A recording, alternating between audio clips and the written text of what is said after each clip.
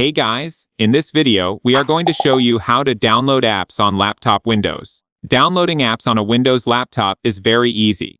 You can get all kinds of apps from social media and games to tools and entertainment directly from the Microsoft Store. First, open the Microsoft Store on your laptop. Once the store opens, go to the search bar at the top and type the name of the app you want to download, for example, TikTok. Then, click on the app from the search results to open its page.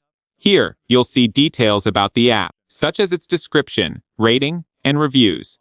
Now, click on the Get button to start downloading the app. You'll see that the app is installing on your laptop. Wait for it to finish. This may take a few minutes depending on your internet speed. Once it's done, click on Open to launch the app and start using it. Now your app is successfully downloaded and ready to use on your Windows laptop. Thank you guys so much for watching. I hope you got some value. See you in the next one.